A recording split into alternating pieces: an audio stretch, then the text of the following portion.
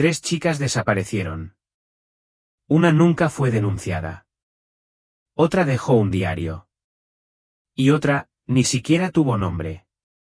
Dijeron que habían huido, pero la verdad permaneció oculta bajo una capilla durante más de 40 años. Esta es la historia que intentaron borrar, y la niña que enterraron sin nombre.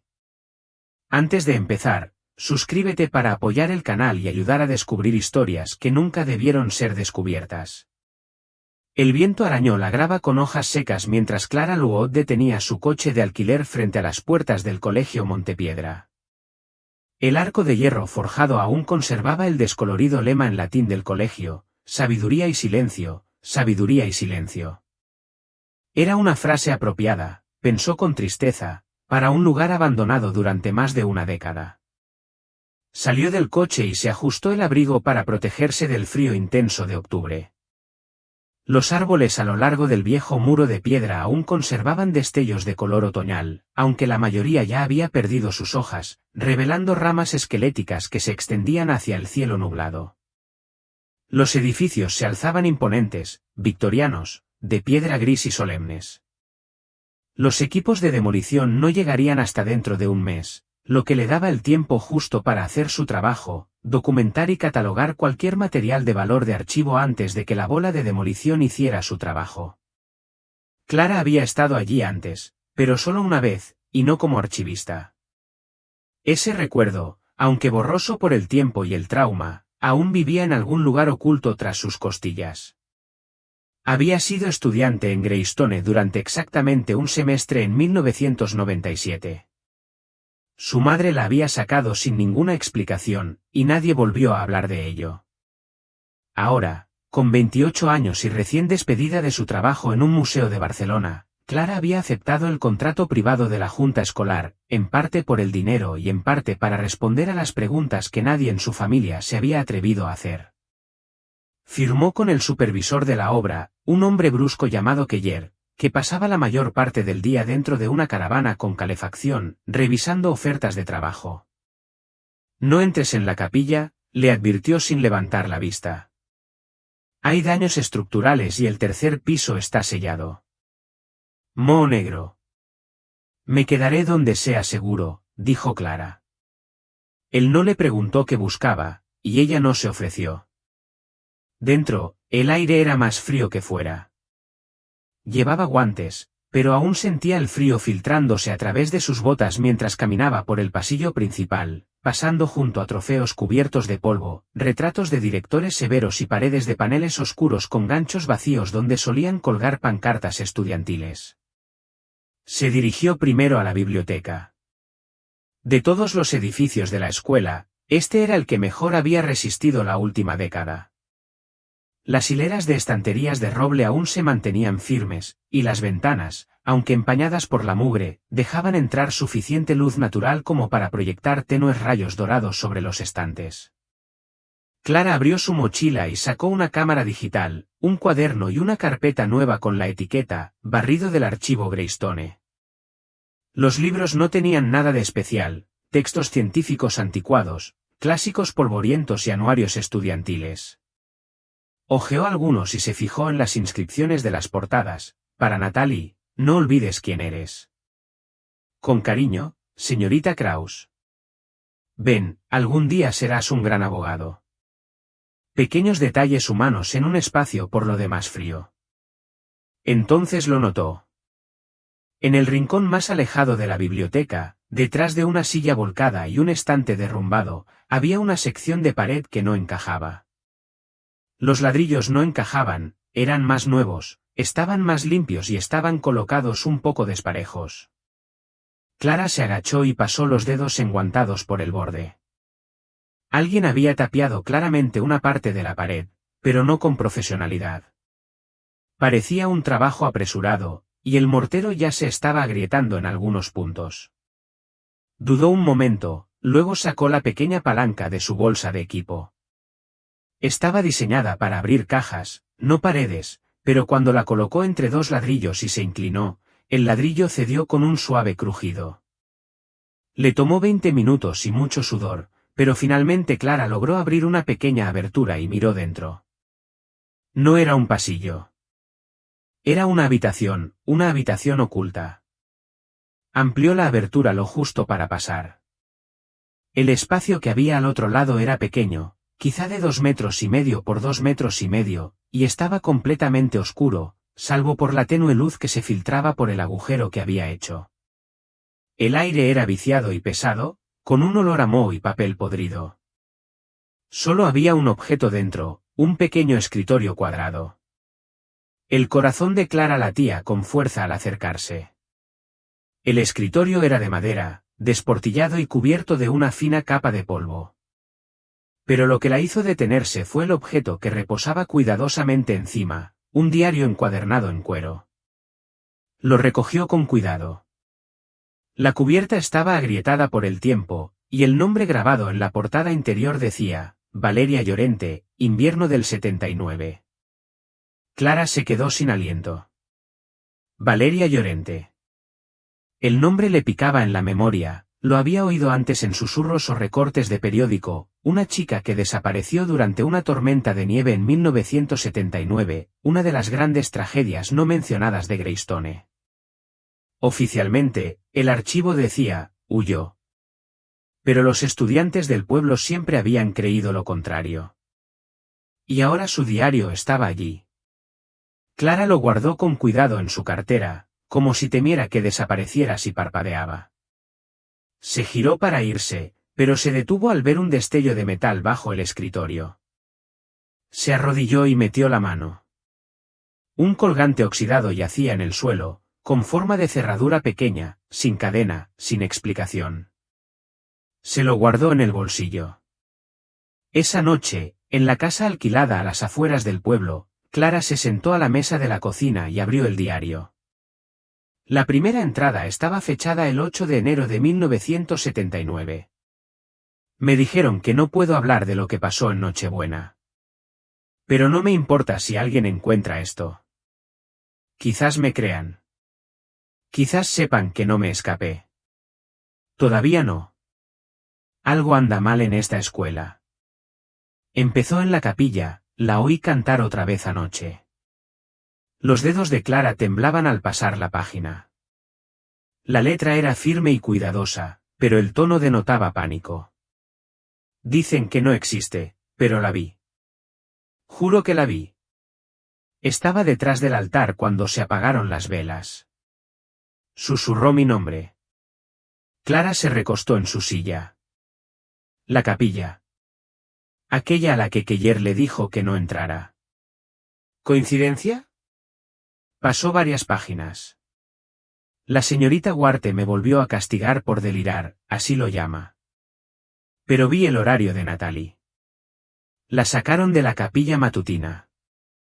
Así empieza, te sacan de la capilla y luego desapareces. Creo que me están vigilando. Creo que alguien está leyendo este diario. Si desaparezco, no me fui. No huí. Nunca habría dejado a Emmeline. Clara cerró el libro. Emmeline, ese nombre no le sonaba. Otra estudiante. Abrió su portátil y empezó a buscar en los registros locales.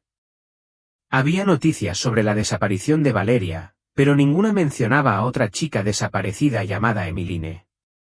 No había actas de defunción, ni archivos de transferencia, nada. Esa noche durmió a ratos, con sueños llenos de crujidos de tablas del suelo y voces tenues tarareando himnos antiguos. Al despertar, agarraba su teléfono como si fuera un salvavidas. Afuera, el viento había arreciado, esparciendo hojas secas por el porche. Algo golpeó la ventana una vez, y luego otra. Clara se dirigió a la puerta y miró hacia afuera. Una solitaria hiedra, de un verde intenso a pesar del frío, trepaba por la grava hacia su cabaña. El sol de la mañana se filtraba débilmente por la ventana de la cocina, atrapando motas de polvo en el aire y danzando sobre el borde del diario de Valeria Llorente. Estaba exactamente donde lo había dejado la noche anterior, con la cubierta ligeramente deformada por la humedad que impregnaba todo en el pequeño pueblo. El olor a moho era tenue pero constante, el silencioso regalo de Greystone que la seguía hasta casa. Clara removió su café distraídamente, con los ojos puestos en la primera página de su cuaderno donde había anotado viñetas. Valeria Llorente, 1979, presunta fugitiva. Menciona a otra chica, Emiline, no se encontraron registros escolares. Afirma que alguien susurró su nombre en la capilla. Informes que se están vigilando. La capilla está fuera de los límites. Ella rodeó con un círculo esa última frase. Entonces echó un vistazo al colgante que había encontrado, con forma de ojo de cerradura, tan pequeño que cabía en un relicario. Deslustrado y áspero al tacto, no parecía valioso, pero claramente significaba algo para alguien. Sus dedos se cernían sobre el teléfono, dudando si volver a llamar a la oficina local de registros. Ya había dejado un mensaje, la mujer que contestó al fijo parecía haber despertado de una siesta. En cambio, Clara agarró su bolso y cerró la cremallera del diario. Era hora de volver. A última hora de la mañana, la niebla se había asentado sobre Greystone como una densa cortina. La grava crujió bajo sus botas al cruzar el patio, respirando entrecortadamente.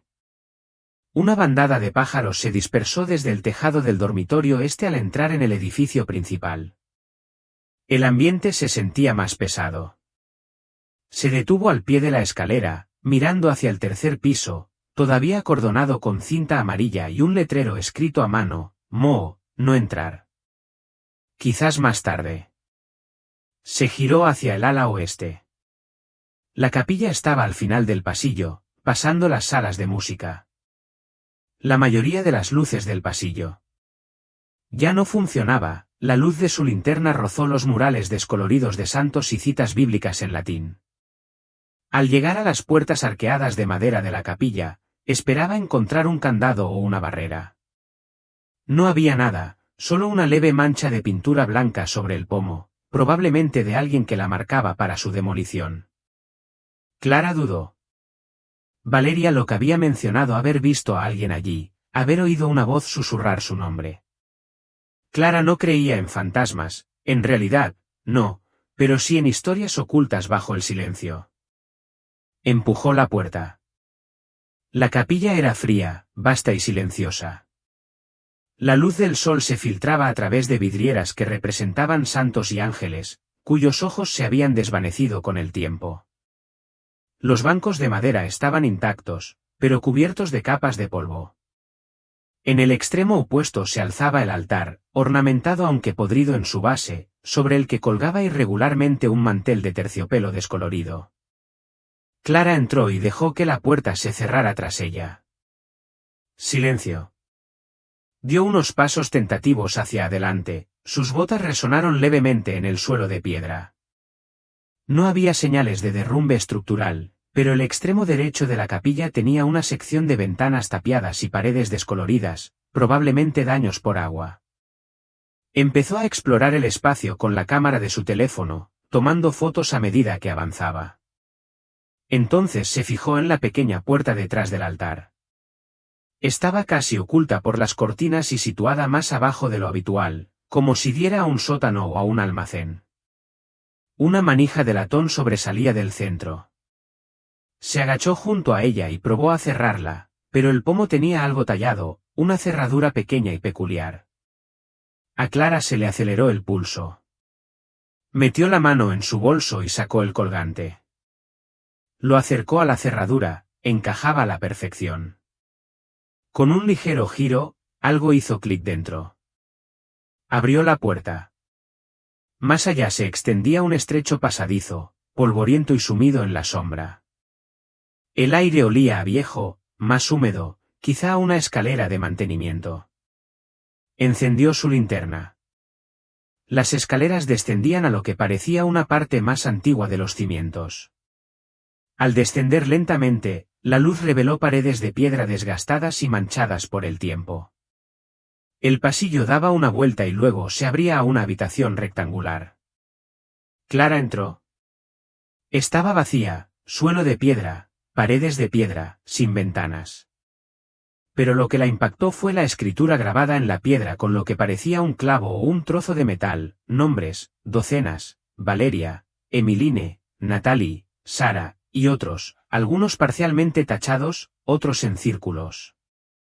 Y debajo, con letra temblorosa, nadie se va a menos que lo olviden. Clara retrocedió lentamente. Su mano rozó la pared y la apartó manchada de moho negro. Se giró rápidamente y subió corriendo las escaleras, con el corazón latiéndole con fuerza. Cerró la puerta oculta tras ella y se alejó del altar, consciente de repente del silencio que reinaba en la capilla. Entonces su teléfono vibró. Lo sacó del bolsillo de su abrigo, un nuevo mensaje de voz del registro civil. Le dio al play. Sí. Hola, señorita Luod, soy Ana Morales del ayuntamiento. Estaba preguntando por una chica llamada Emiline. Creo que debería pasar. No hay expediente escolar, pero encontramos un certificado de nacimiento y un informe de defunción sin presentar, no hay causa oficial, nunca se finalizó, solo una nota de que la familia se negó a investigar. Una cosa más, el documento dice Elisa Llorente. ¿Ese era el nombre que me dio? Porque parece que ella y Valeria eran hermanas. Clara estaba sentada en su coche frente al ayuntamiento de Santa Violeta, contemplando inmóvil la fachada de ladrillo pálido. El mensaje de voz se repetía en su cabeza sin parar, Elisa Llorente. Ella y Valeria eran hermanas, dos hermanas, una desaparecida, la otra olvidada. El nombre Emiline no aparecía en ningún expediente escolar, ni en los anuarios que había hojeado, ni en las listas de alumnos que había fotografiado, y, sin embargo, la mujer del registro había encontrado un certificado de nacimiento y un informe de defunción sin archivar, un fantasma entre los papeles. Clara salió del coche y subió las escaleras del edificio. Dentro, sonó una campana sobre la puerta principal. El lugar olía a polvo y tóner. Una recepcionista con mechas plateadas levantó la vista de su crucigrama. ¿Eres Clara Luod? Sí, del proyecto Greystone. Ven conmigo. Llevó a Clara a una trastienda donde dos carpetas manila esperaban sobre la mesa. La recepcionista se sentó y juntó las manos. No dije esto en el mensaje, pero yo también fui estudiante de Greystone, de la generación del 83. Valeria Locke me llevaba unos años. Todo el mundo hablaba de ella cuando desapareció, la conocías, no muy bien, pero la recuerdo, alta, tranquila, más inteligente que la mayoría. ¿Y Emiline? Abrió la primera carpeta. En el certificado de nacimiento de Valeria figuraba como hermana gemela, nacida con 3 minutos de diferencia. Clara se inclinó. El documento estaba descolorido, pero intacto, Valeria Llorente y Emiline Locke, nacidas el 3 de febrero de 1962. Madre, Clara Llorente. Padre, desconocido. No eran idénticos, pero siempre estaban juntos, hasta que dejaron de estarlo. ¿Y el informe de defunción? Preguntó Clara en voz baja. La recepcionista deslizó la segunda carpeta hacia adelante. Sin archivar, nunca firmado por un médico forense. Sin autopsia, solo una nota del abogado de la junta escolar de aquel momento. El incidente se dio por cerrado a petición de la familia. Fechado el 12 de marzo de 1979, solo 2 meses después de la última entrada del diario de Valeria. También encontré esto, añadió la mujer, abriendo un cajón. Inventario de la propiedad escolar antes de que cerraran el edificio. Hicieron una lista de liquidación. Una de las partidas en el almacén del sótano dice, entrevistas de la capilla del Recordings /diagonal 1979, podría ser audio, podría ser VHS. Clara levantó la vista. ¿Sigues en la escuela? Se encogió de hombros. Probablemente esté enterrado en una caja. Pero el sótano de la capilla tenía un anexo de almacenamiento. Los planos lo llaman archivo de almacenamiento. No está en el mapa principal de acceso para estudiantes. Se usaba para material privado, casos disciplinarios y registros de la Junta. Clara asintió lentamente, la escalera oculta, la habitación de piedra, los nombres garabateados, la habían usado. Le dio las gracias a la mujer y salió de la oficina con las carpetas en la mano. Sus pensamientos corrían mientras cruzaba la acera y volvía a subir a su coche. Necesitaba hablar con alguien que hubiera estado en Greystone en esa época, alguien que no hubiera desaparecido ni sido silenciado. Al caer la tarde, Clara se encontraba al borde de una calle sin salida arbolada a las afueras del pueblo, donde las antiguas viviendas de la facultad se habían convertido en residencias privadas. Tocó el timbre de la última casa, cuya placa junto a ella aún estaba grabada en latón, M. Huarte. Isabel Huarte había sido profesora de literatura del colegio durante más de 30 años. Se rumoreaba que fue una de las últimas profesoras en activo en dimitir antes del cierre del colegio. Clara se ajustó la cartera al hombro al ver que la puerta se entreabrió. «¿Yes, M.S. Huarte?» «Me llamo Clara Elwood. Estoy catalogando registros en Greystone para la Junta Histórica. Quería hacerle algunas preguntas sobre 1979. La mujer del otro lado tenía unos 70 años, cabello blanco pero bien peinado, mirada penetrante y clara. Observó a Clara un buen rato y luego abrió la puerta del todo. Supongo que era solo cuestión de tiempo. Dentro, la casa estaba ordenada y austera. Los libros llenaban las estanterías, la mayoría clásicos y volúmenes anotados. Una tetera silbaba suavemente en la cocina. ¿Conocías a Valeria Locke?, preguntó Clara después de un momento. Les di clases a las dos niñas de Locke, respondió Huarte, sirviendo agua en 2 tazas. Valeria y Emmeline, nombres idénticos en las hojas de asistencia, pero niñas completamente diferentes. Valeria era reflexiva y reservada, Emmeline tenía una imaginación que la metía en problemas.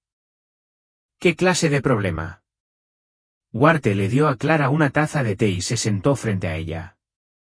Ella creía cosas que nadie más podía ver, decía que había voces en la capilla, que el sacerdote, el padre Ramón Ortega, la obligaba a mentir. Sus padres no le creyeron, ni tampoco la junta directiva. A Clara se le revolvió el estómago. ¿Qué le pasó? Murió, dijo Huarte con sequedad. Al menos eso nos dijeron. ¿No lo creíste? No, dijo Huarte tras una pausa. Creía que la encerraban, quizá no literalmente, pero la mantenían oculta. Creo que Valeria también lo sabía. Tras la desaparición de Emmeline, Valeria dejó de hablar durante días, y luego empezó a escribir el diario. Su mirada se agudizó. «Lo encontraste», asintió Clara lentamente, detrás de una pared tapiada en la biblioteca. Dijo que la vigilaban. Dijo algo sobre entrevistas en la capilla. Huarte suspiró y apartó la mirada. La Junta hizo algo ese año. Corrían rumores de terapia correctiva. No sé qué hacían allí, pero no era dar clases. Intenté hacer preguntas, me dijeron que me concentrara en mis tareas o me jubilaría, y así lo hice. ¿Y ahora? La mujer miró a Clara con una sonrisa cansada y amarga.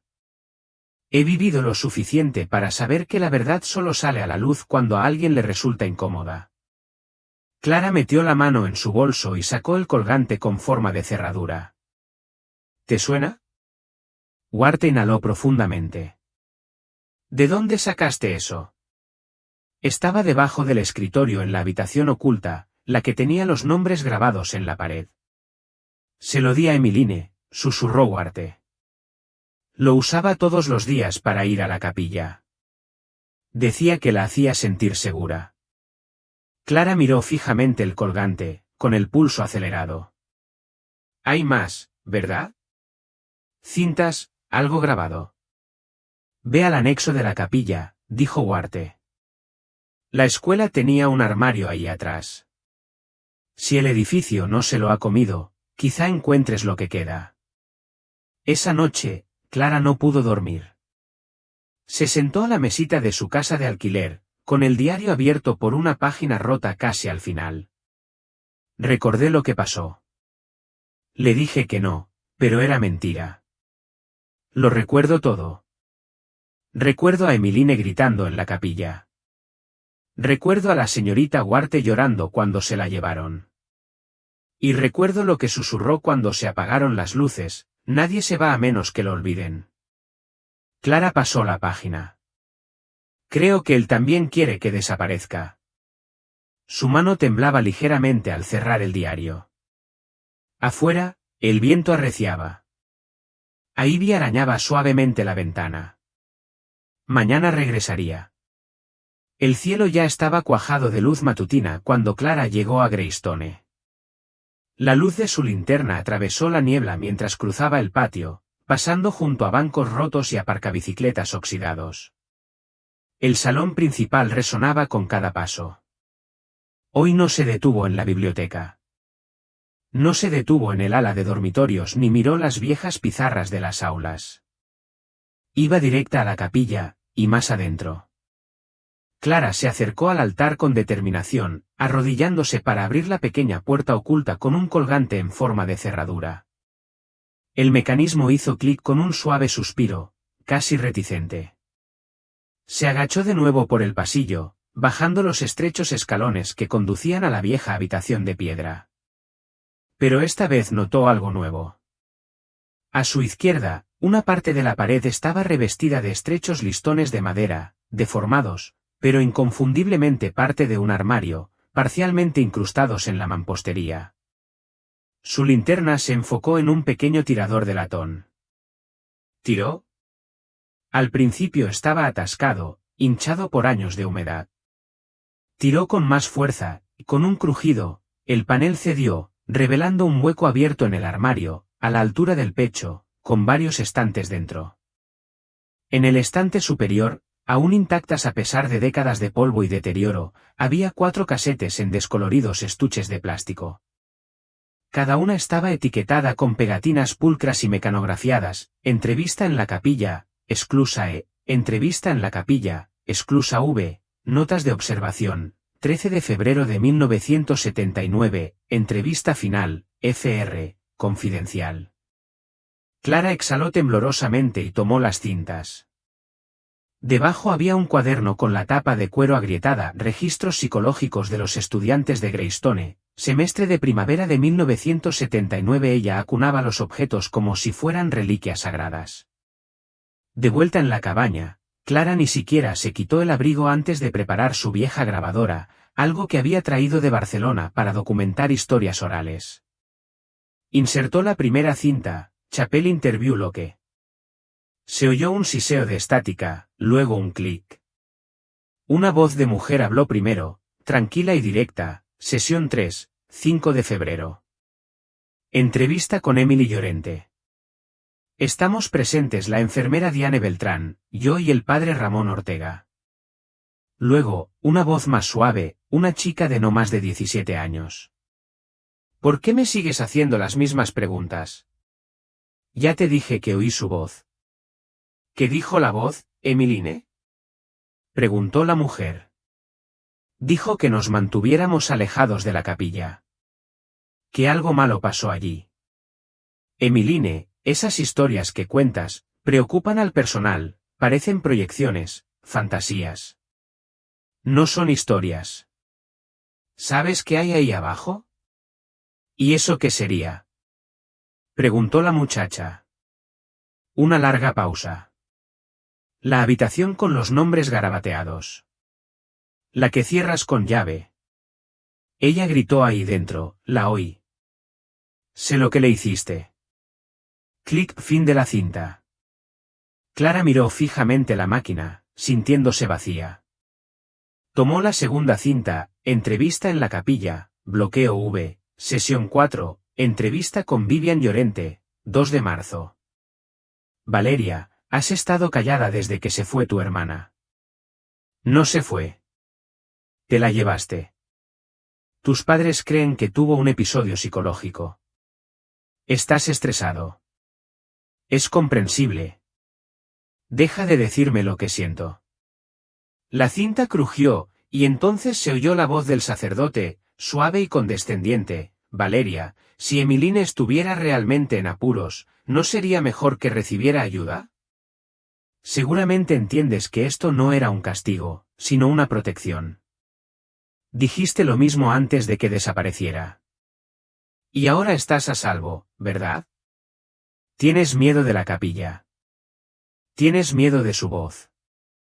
Silencio. Entonces Valeria susurró, dijo que te haría recordar lo que enterraste.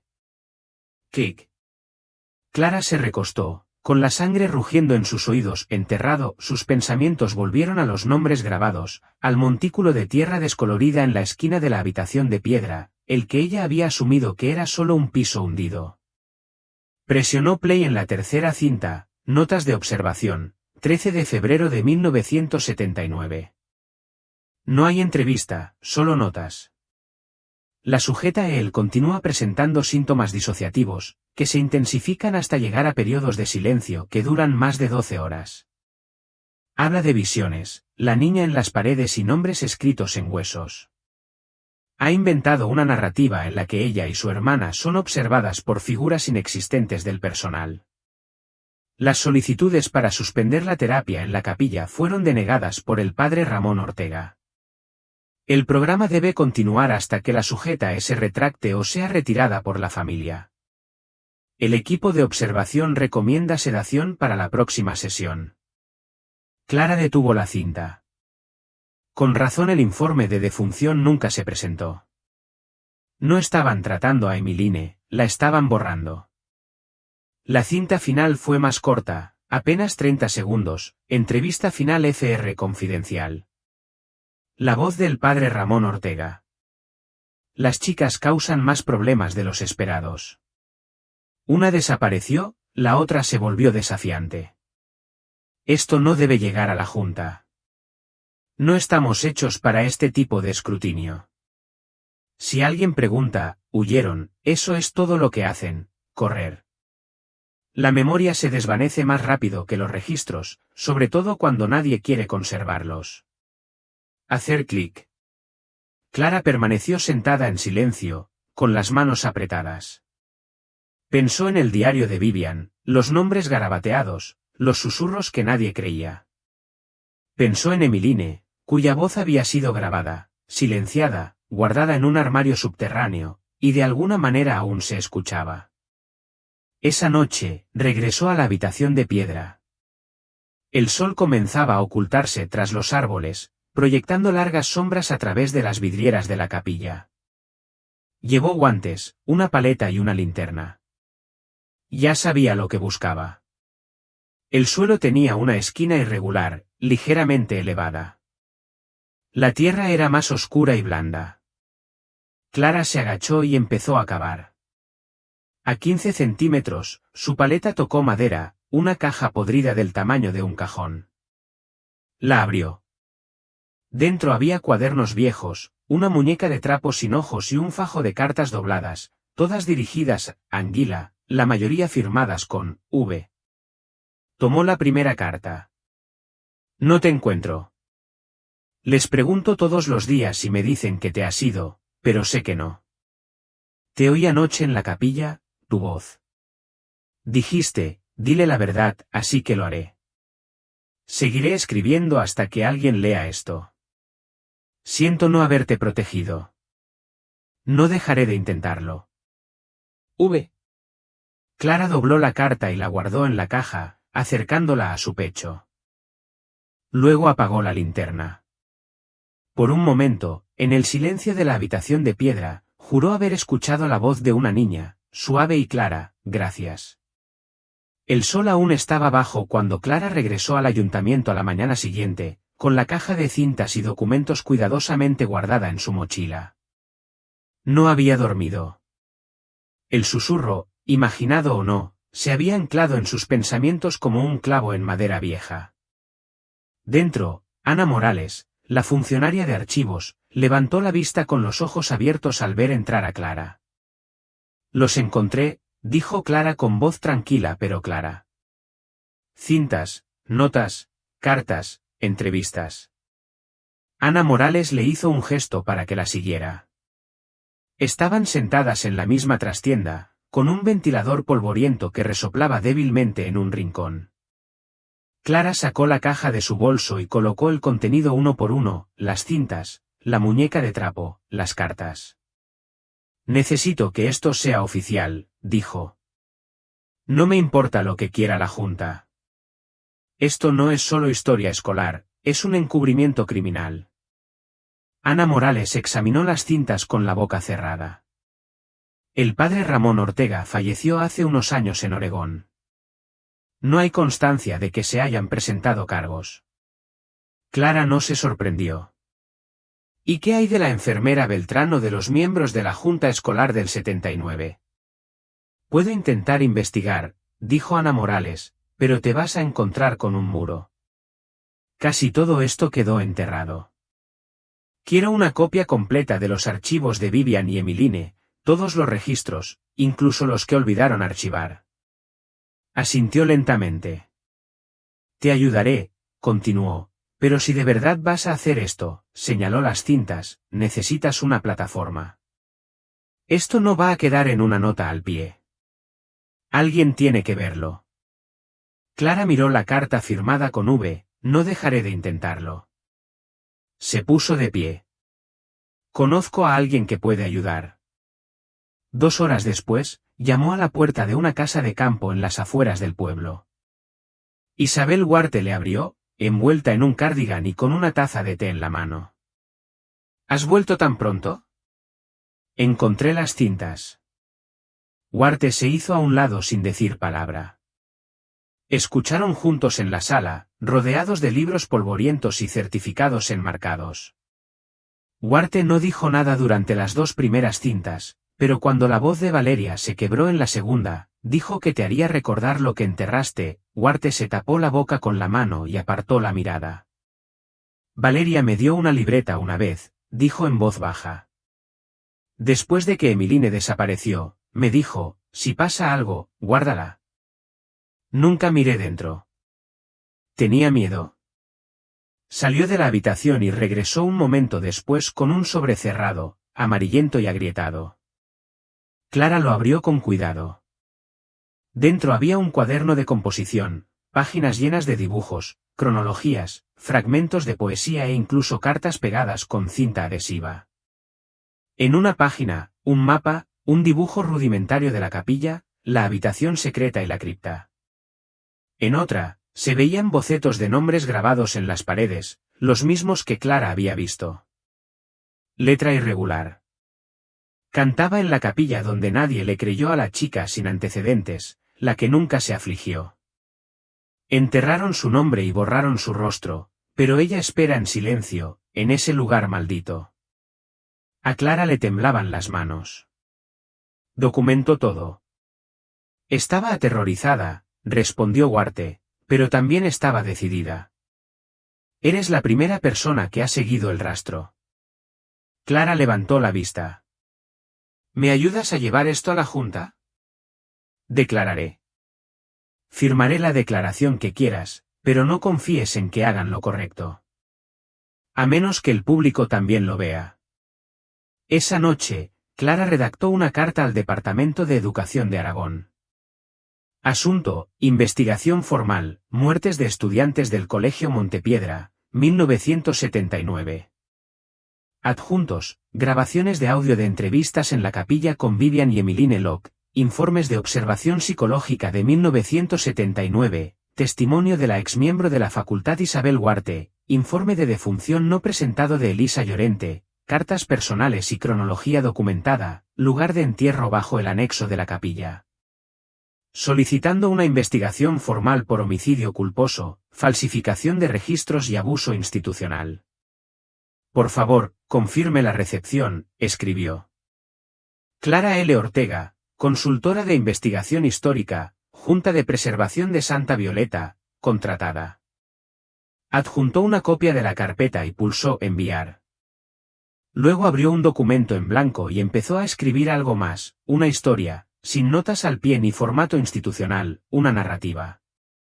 Una niña desaparecida, otra que luchó por recordarla, una escuela que prefirió el silencio a la verdad.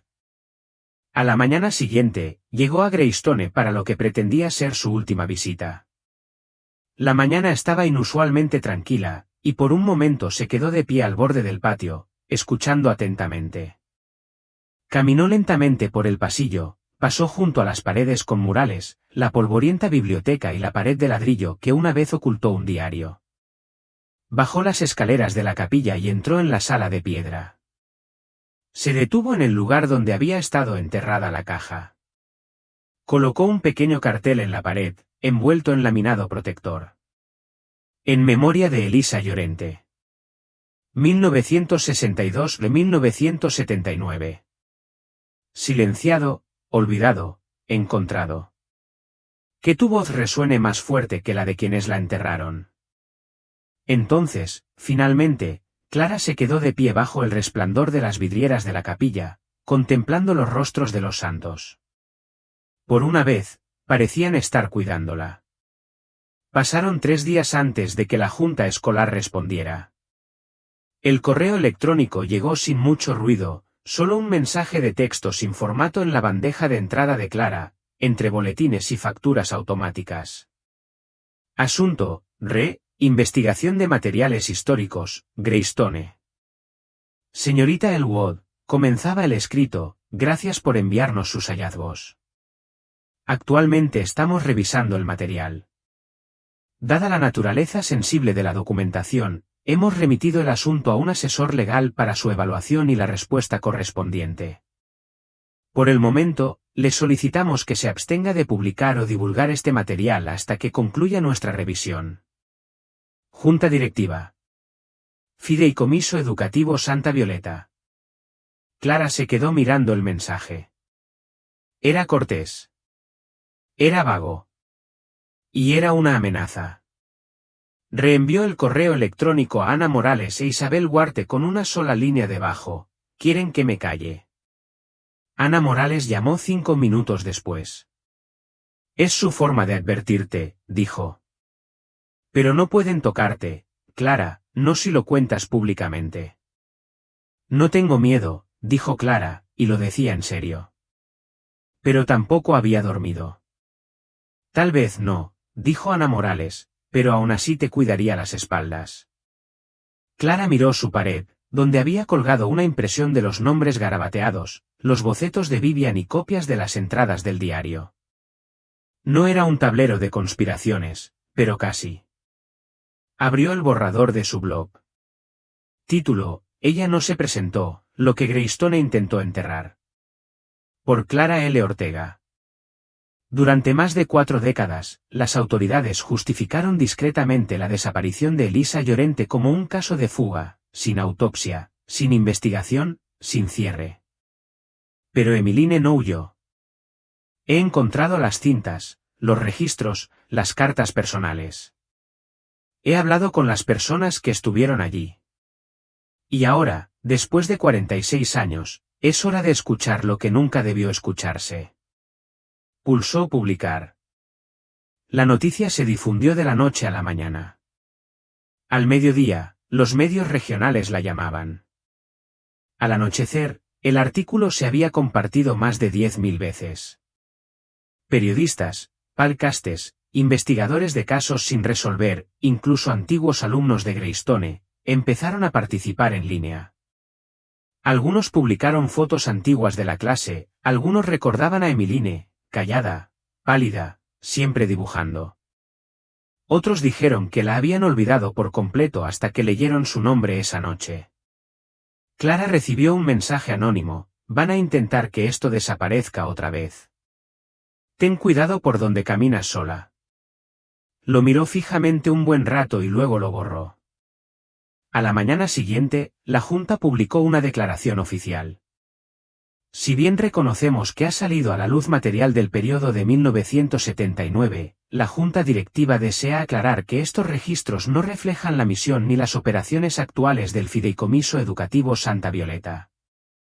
La dirección en ese momento ya no está vinculada a la institución, y muchas personas clave han fallecido. Estamos cooperando plenamente con las autoridades locales en cualquier investigación histórica. Solicitamos al público que respete la privacidad de las familias involucradas mientras realizamos esta delicada revisión. Clara leyó la declaración 3 veces. Era cuidadosa, desinfectada y vacía. Pero la historia ya había causado furor. Entonces llegó el mensaje que no esperaba, una solicitud de Vivian Llorente. La notificación la dejó paralizada. Hizo clic sin dudarlo.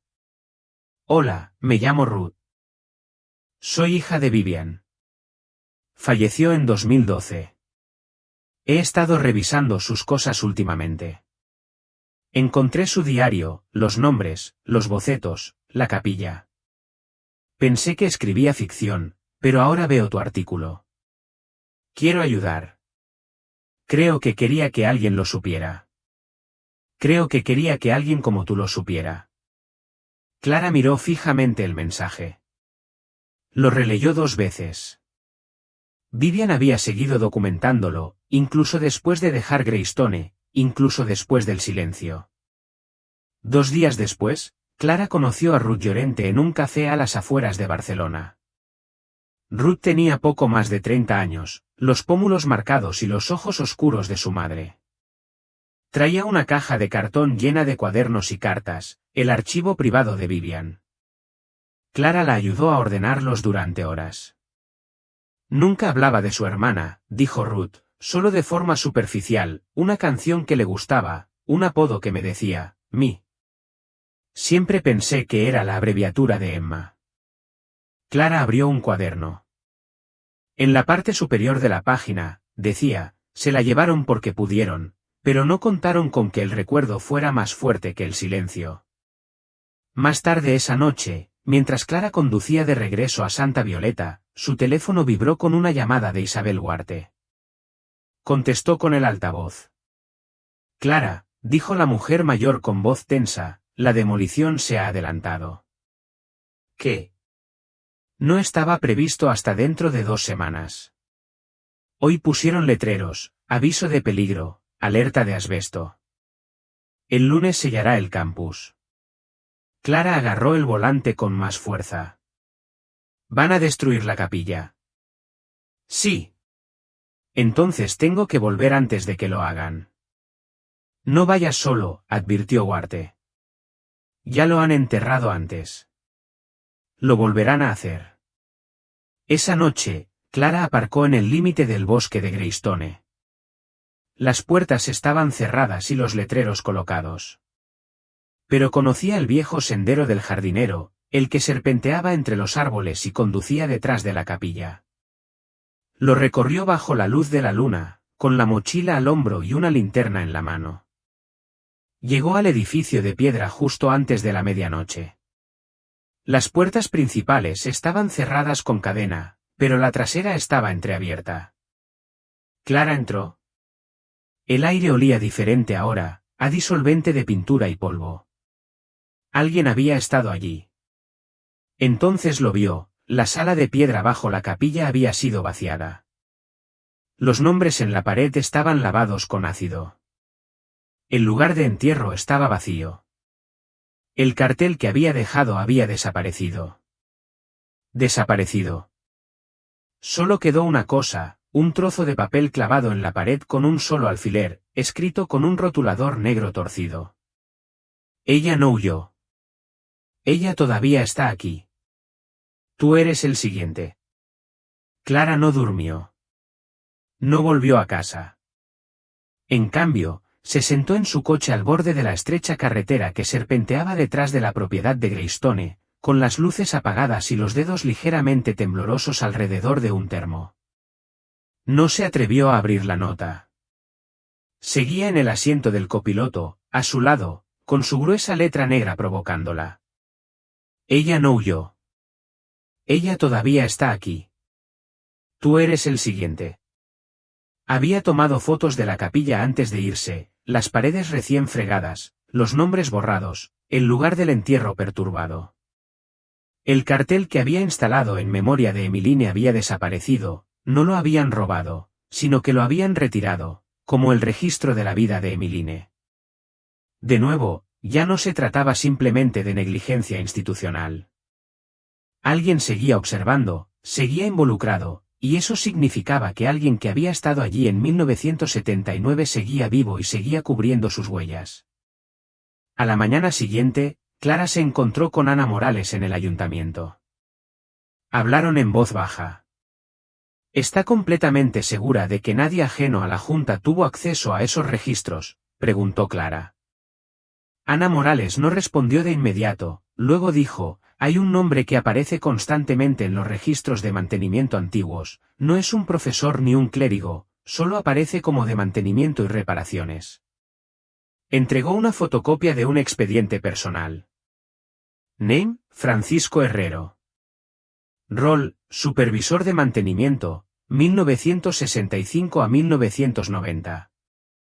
Última dirección conocida: Mi Creek Apartments, número 102. Nota de Santa Violeta: solicitó acceso continuo a las instalaciones después de su jubilación, solicitud concedida solo para las llaves de la capilla, 1990 a 1993. Clara miró la nota. Tuvo acceso a la capilla durante 3 años después de jubilarse. ¿Sigue vivo? Ana Morales asintió lentamente. Si lo está, es uno de los últimos que habría tenido acceso sin restricciones en aquel entonces. Clara no lo dudó. Los apartamentos Mi Creek habían tenido décadas mejores, el complejo se hundía como solo ocurre con los edificios tras un largo y lento declive, pintura a medio mantener, balcones oxidados, un tablero comunitario repleto de avisos amarillentos. Llamó a la puerta del apartamento 102. Una larga pausa. Luego: ¿quién es? Señor Meret. Me llamo Clara Elwood. Trabajo con la Junta de Preservación. Quisiera preguntarle sobre el Colegio Montepiedra. Silencio. Escuchó el clic del cerrojo, pero la puerta no se abrió del todo, solo una pequeña rendija. Un único ojo inyectado en sangre miró desde detrás de la cadena. Greystone se ha ido. Aún no. No respondió. Sé lo que pasó con las hermanas Locke, dijo Clara en voz baja. Sé lo de las entrevistas, lo de la habitación bajo la capilla. Encontré las cintas. Otra pausa, una larga. Luego la puerta se cerró. Las cadenas se deslizaron. Cuando se abrió de nuevo, vio a un hombre de unos 80 años, delgado, ligeramente encorvado, pero de mirada aguda a pesar del temblor en sus manos. Le hizo un gesto para que entrara sin decir palabra. Su apartamento olía a madera vieja y a libros, como una biblioteca a punto de derrumbarse. Las ventanas estaban cerradas y las paredes estaban desnudas. Un sillón reclinable se encontraba en el centro de la habitación, junto a una mesa polvorienta llena de periódicos y frascos de pastillas. ¿Encontraste la habitación?, preguntó. Clara asintió. No deberías haber vuelto ahí sola. No tuve opción, dijo, frotándose las manos lentamente. Me obligaron a mantenerlo limpio después de decir que solo era un trastero, pero vi los arañazos. Oí los ruidos. Había noches que cerraba con llave y oía a alguien en el suelo. ¿Sabías lo que les estaba pasando a las chicas? Ya sabía lo suficiente. Sus ojos se oscurecieron. El padre Ramón Ortega y esa enfermera lo llamaban terapia.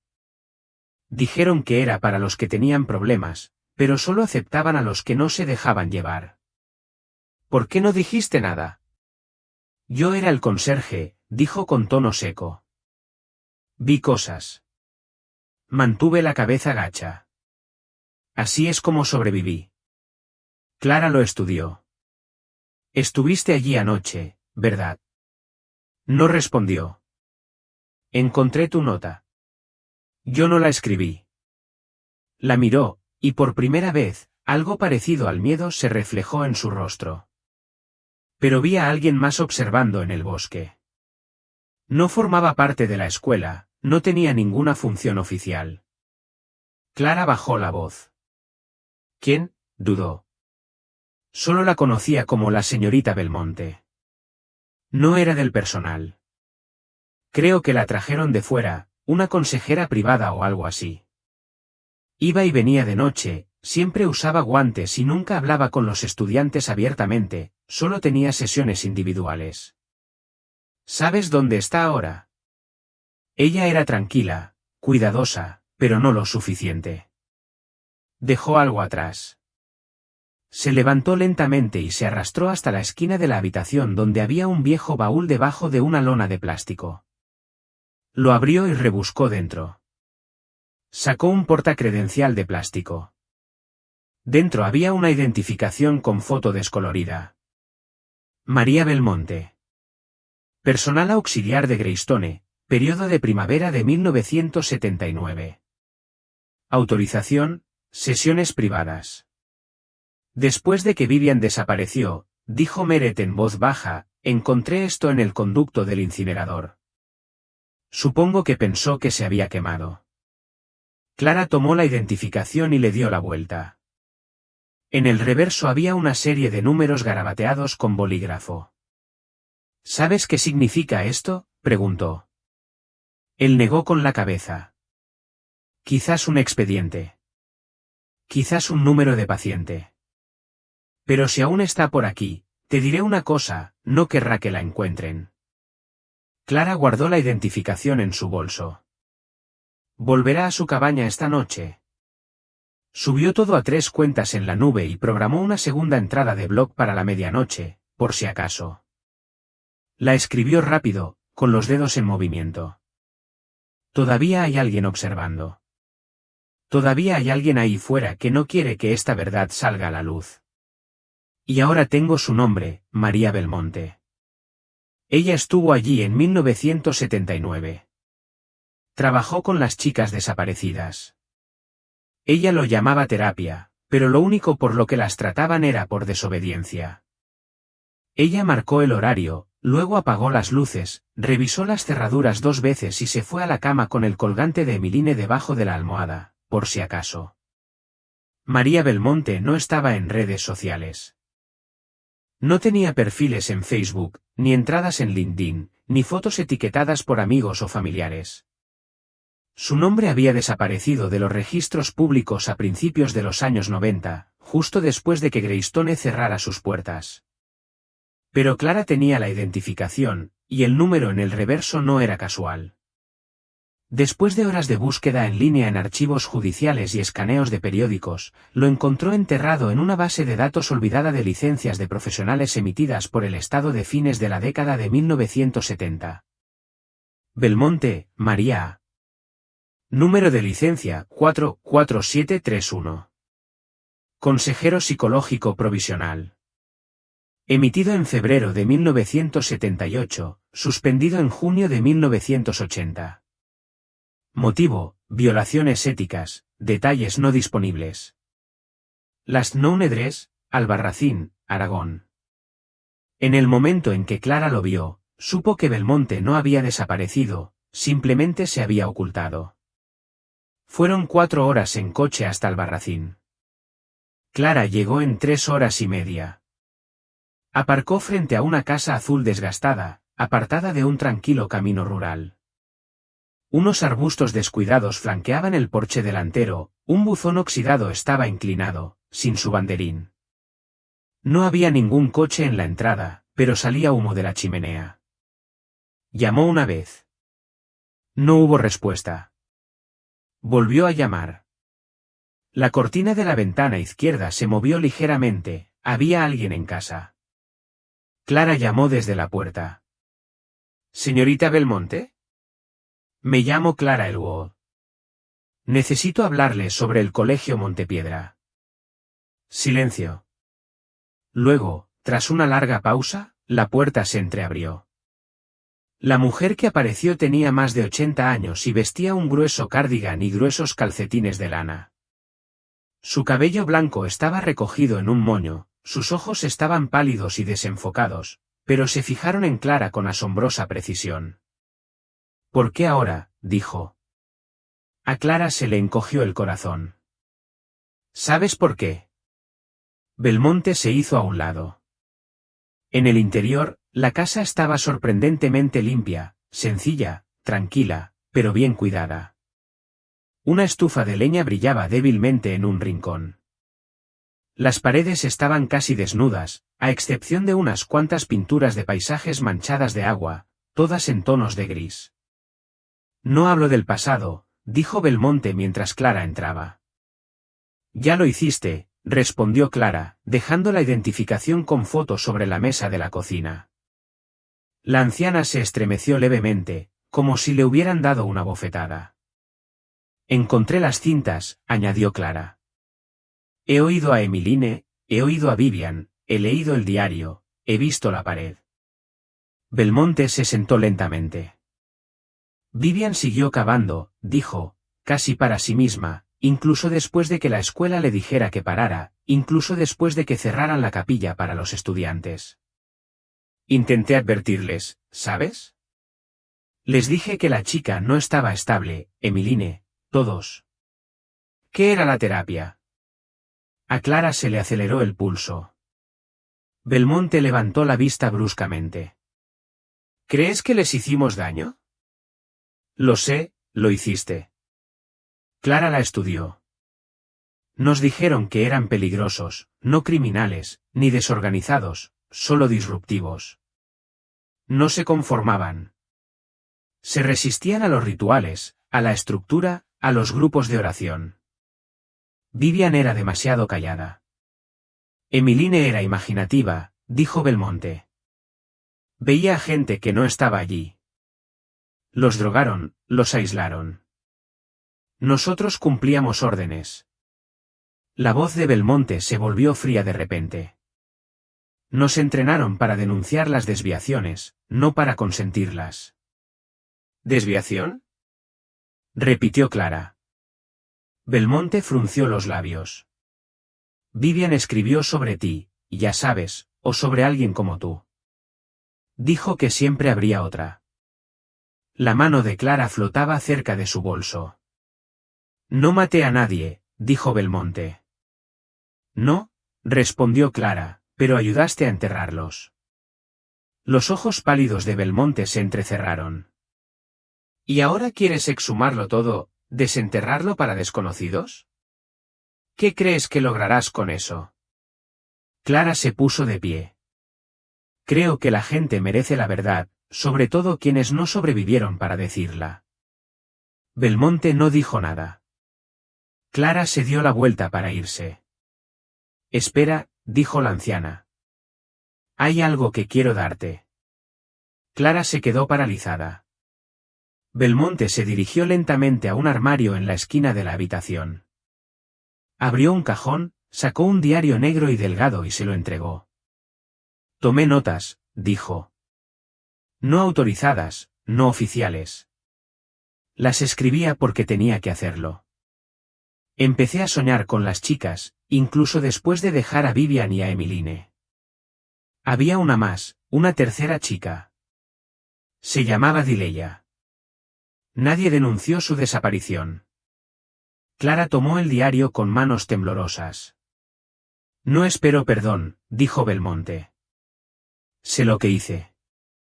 Tú no los detuviste, yo tampoco, admitió, pero tampoco pude detenerla a ella. Clara frunció el ceño. La mirada de Belmonte se perdió en la distancia.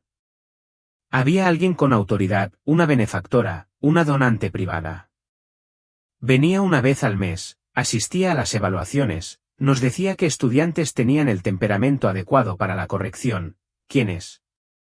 Nunca dio su nombre real, solo sus iniciales, ER. Siempre usaba guantes. Clara la miró fijamente. ¿Tienes algo suyo? Belmonte negó con la cabeza. Nunca dejó rastro. Clara metió el diario en su bolso. Ahora tiene uno. Esa noche, de vuelta en Santa Violeta, Clara estaba sentada en su cabaña con el diario abierto sobre el regazo. La letra de Belmonte era pulcra y eficiente, con notas condensadas en márgenes pequeños. 1 de marzo de 1979, Emmeline se negó de nuevo, se encerró en la capilla, gritó cuando alguien se le acercó y grabó Vivian en la pared. Vivian afirma que hablaron en sueños, alucinación o reacción traumática. El padre Ramón Ortega cree que Emeline es desestabilizadora, los demás sugirieron su retirada total. 4 de marzo, Valeria encontró el libro de contabilidad. Como, dice, le contó sobre la habitación bajo el altar. Se niega a decir quién. Hay otra, dice, una tercera voz. Clara pasó la página. En la parte inferior, garabateado con pluma temblorosa. Volví a ver a la niña, no a Emeline ni a Valeria, la de las paredes, la que nunca nombramos. Apenas había salido el sol cuando Clara regresó a la capilla. Estaba sellada, un pesado candado atravesaba las manijas de la puerta principal y había un aviso grapado en él. Zona de demolición, entrada prohibida. Pero el rastro de vuelta aún existía, el viejo camino del jardinero a través del bosque, cubierto de vegetación pero transitable. Lo siguió, con el diario negro apretado contra su pecho. La última entrada de Belmonte quedó grabada en su mente. Volví a ver a la niña, no a Emeline ni a Valeria, la de las paredes, la que nunca nombramos. La puerta de la capilla crujió cuando ella la empujó para abrirla. La cerradura había sido quitada, cortada o forzada. Alguien más había venido aquí recientemente. Clara entró y se detuvo. Algo había cambiado, el aire era cálido, húmedo y olía a lilas, no a polvo ni a descomposición. Lilas, el mismo aroma que recordaba de una de las entradas del diario de Vivian. Dejó lilas junto al altar, dijo que mantenían la voz tranquila. Bajó rápidamente las escaleras de la capilla. Linterna en mano, encontró la habitación de piedra que había debajo, tan oscura y vacía como antes. La pared había sido fregada, sí, pero los grabados aún eran apenas visibles, como moretones bajo la piel. Allí, debajo del lugar donde había encontrado la caja, había algo nuevo, un dibujo infantil, doblado y deslizado entre dos losas sueltas del suelo. Clara lo recogió y desdobló con cuidado el papel. Crayón sobre cartulina descolorida, dibujado con la mano temblorosa de una niña, una figura de palitos dentro de una capilla, una pared cubierta de garabatos, y detrás de esa pared una segunda figura, más pequeña, medio descolorida, con ojos como círculos vacíos. Al pie de la página, con garabatos infantiles, estaba la siguiente frase. Ella y yo. Vive en el muro. Sin nombre. De vuelta en la cabaña, Clara dejó el dibujo junto al diario de Belmonte, el diario de Valeria y las cintas. Cada hilo la había acercado, pero ya no convergían en Emeline ni siquiera en Valeria, convergían en otra persona, una tercera chica, un expediente perdido, una estudiante que nunca se matriculó. ¿Sin foto? Sin firma. Llamó a Ana Morales en la asamblea. ¿Puedes revisar los registros de admisión de nuevo?, preguntó Clara. Busca nombres dados de baja antes del inicio del semestre o estudiantes asignados a Greystone extraoficialmente. Ana Morales suspiró. Así no funciona, Clara. Si no estaban inscritos, no están en el sistema. ¿Qué pasa con las entradas fantasma?, presionó Clara. ¿Entradas fantasma? Ana Morales hizo una pausa. ¿Te refieres a los archivos de reserva, que se usan cuando se omite un nombre o se sellan los registros? Dame una hora. 40 minutos después, la voz de Ana Morales sonó tensa y entrecortada. Encontré uno. Clara se enderezó. ¿Cómo se llama? No hay ninguno. Es un archivo en blanco, solo un número, GS794-C. Sin foto, sin información parental, sin asignación de sala. Pero aparece como participante de sesión restringida, con el mismo código de programa que el de Emeline. A Clara se le heló la sangre. Es ella. El expediente está fechado el 6 de enero de 1979, la misma semana en que Emeline empezó sus sesiones de terapia. ¿Dónde está el expediente ahora? Lo trasladaron a un almacén de archivo externo, dijo Ana Morales. Y les encantará esto, la solicitud de archivarlo la hizo alguien llamado E. Rivas en 1983. Clara Frou, susurró. La benefactora, la mujer que Belmonte describió, la que está sobre el tablero. ¿Puedes conseguirme la dirección del almacén? Puedo intentarlo, respondió Ana Morales. Pero ten cuidado, Clara. Si esta mujer es real y sigue viva, ha estado un paso por delante todo este tiempo. Lo sé, dijo Clara. Por eso voy a ponerme al día. El almacén de registros se encontraba en un polígono industrial a las afueras de la ciudad, 3 acres de cajas de hormigón beige y luces vibrantes. Clara se registró en recepción, mostró sus credenciales de investigación temporales y la acompañaron a una sala climatizada con 6 filas de estanterías que se extendían hasta el techo. Cajas con la etiqueta GS 794-C, dijo el empleado. Pero no abrimos registros gubernamentales sellados. Necesitará autorización por escrito para acceder a ellos. Clara asintió cortésmente. Por supuesto. En cuanto el empleado se fue, se movió rápido. Encontró el estante de la fila central, caja 794-C, cerrado con candado, pero notó que la esquina de la tapa había sido tocada recientemente. Un sello roto, con el adhesivo aún fresco. Alguien ya había revisado el interior. Clara sacó su juego de ganzúas, para emergencias con cajas, se dijo, y se puso manos a la obra. 30 segundos después, la cerradura hizo clic. Abrió la tapa. Dentro había una carpeta manila. Ella lo abrió lentamente. Expediente de estudiante redactado GS 794-C. El sujeto fue colocado bajo la tutela de una iniciativa financiada por donantes para su rehabilitación cognitiva.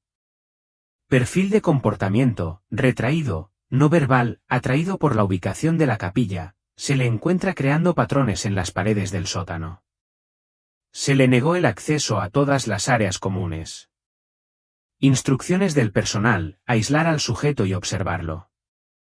Nombre redactado, estado, muerte en instalaciones no registrada. Recomendación, no hay registro formal ni registro de entierro, marcar como pérdida de instalaciones y suprimir. Clara se quedó mirando las palabras, muerte en las instalaciones sin registrar. Había habido una tercera chica, y habían borrado toda su existencia. En la última página había una foto, no un retrato escolar, sino una borrosa toma de vigilancia en blanco y negro, una niña, de unos 9 o 10 años, de pie al borde de un pasillo en sombras, con los ojos muy abiertos, mirando a la cámara. Sin nombre, solo un trozo de cinta adhesiva en la parte inferior que decía, El Silencioso. Clara se apartó de la caja. Esta era la chica con la que Valeria soñaba, la chica que Belmonte temía, aquella de la que Emiline susurraba en sus últimas sesiones, y había estado encerrada en la capilla mucho antes de que Valeria o Emiline llegaran. Esa noche, Clara publicó sus hallazgos en todos los medios a su alcance, noticias locales, bases de datos nacionales de personas desaparecidas y su blog. Tituló la publicación La chica que no estaba allí, dentro lo incluyó todo, el expediente sellado, la foto anónima, la orden de supresión del archivo, el diario de Belmonte, los bocetos de Valeria y el dibujo a crayón. Terminó con una sola línea. Alguien borró su nombre. No lo haré. Entonces pulsó publicar. Se quedó sentada en el silencio de su cabaña un buen rato. A las 3:14 de la madrugada, su teléfono vibró. Ningún número, solo un mensaje. Deberías dejar de cavar. Hay nombres que están destinados a permanecer enterrados. Clara se quedó mirando la pantalla y luego escribió. Este no. Las consecuencias no se hicieron esperar. A las 24 horas de la publicación del blog de Clara, los reporteros locales llegaron a Santa Violeta, los medios nacionales los siguieron. Un podcast sobre sucesos publicó un episodio especial llamado La chica sin expediente. De repente, la junta escolar, la misma que había intentado ignorarla, entró en pánico. Emitieron un comunicado apresurado. Estamos al tanto de la reciente aparición de información relacionada con casos de estudiantes indocumentados en el Colegio Montepiedra. Se establecerá un panel de revisión independiente. Expresamos nuestras condolencias a las familias afectadas. Pero no había familias registradas. La niña de la foto, la silenciosa, no tenía nombre oficial. Ana Morales llamó al día siguiente. Alguien entró en la sala de registros. ¿Qué se llevaron? Nada, técnicamente, dijo Ana Morales. Pero se accedió a todos los archivos relacionados con GS794C y se eliminó la copia de seguridad digital. ¿Quién tiene autorización? 3 personas, y yo soy una de ellas. ¿Quién es el tercero? Ana Morales vaciló. Elena Rivas. A Clara casi se le cae el teléfono. Sigue en la junta directiva. Nunca se fue, dijo Ana Morales. No asiste a las reuniones, pero firma los cheques, un poder silencioso. Los dedos de Clara se apretaron alrededor del reposabrazos. Sabía que esto llegaría tarde o temprano, el rostro tras la cortina, quien lo había orquestado todo, la terapia, el aislamiento, la estudiante borrada. Pero saber su nombre no le bastaba. Necesitaba pruebas, algo que Elena no pudiera justificar. Así que Clara hizo lo único que se le ocurrió, volver a Greystone. Era poco más de medianoche cuando llegó, linterna en mano y cartera al hombro. La niebla se extendía sobre la hierba. Las puertas de la capilla seguían selladas con cinta amarilla de advertencia, pero alguien ya la había cortado. Dentro, el aire se sentía cargado, como si la recordara. Bajó por la estrecha escalera hacia la habitación de piedra. Esta vez, no buscaba lo que había sido enterrado, sino lo que se había perdido. Golpeó la pared del fondo con el mango de su linterna, buscando huecos. Entonces lo oyó, un eco diferente, leve, sutil. Se arrodilló y pegó la oreja a la piedra. Silencio, luego, débilmente, una respiración. Clara se quedó paralizada. Era imposible, pero allí estaba de nuevo, ni viento, ni tuberías, respirando. Se quedó de pie, con el corazón acelerado, y examinó la pared con atención. Allí, bajo la hilera inferior de ladrillos, había una leve juntura. Metió la mano en su bolso buscando la palanca. La piedra cedió con más facilidad de lo esperado. Detrás había un espacio angosto, bajo, seco y completamente oscuro. Metió la linterna y lo vio, una habitación más pequeña que las demás, casi una celda.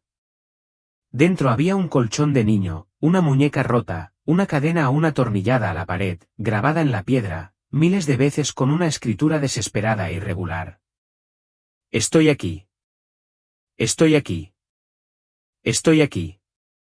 Clara retrocedió, con la garganta apretada. La chica no solo había estado aislada, sino encarcelada. Y nadie vino a buscarla. Entonces lo oyó de nuevo, no respiraba, sino pasos sobre ella, pesados, deliberados. Alguien más estaba en la capilla. Clara retrocedió hacia el espacio de acceso y cerró la piedra tras ella, dejando solo una rendija abierta. Apagó la linterna y contuvo la respiración. Los pasos descendieron lentamente. Se detuvieron al pie de la escalera. Entonces, una voz resonó por la habitación, fría, refinada y aterradoramente tranquila. Señorita Luod, sé que está aquí. El pulso de Clara martilleaba en su garganta. Has causado un gran lío, has malinterpretado las cosas y has hecho suposiciones.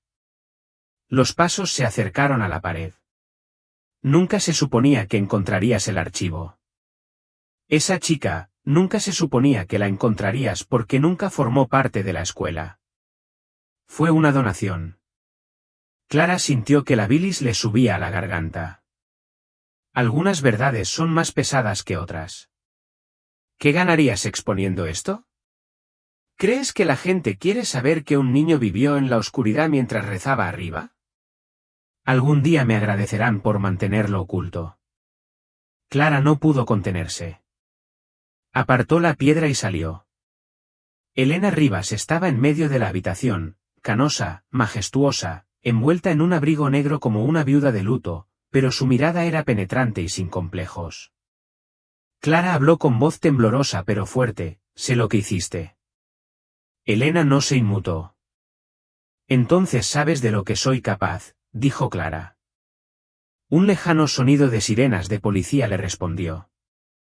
Elena seguía sin sonreír, pero sus ojos no se apartaban de los de Clara.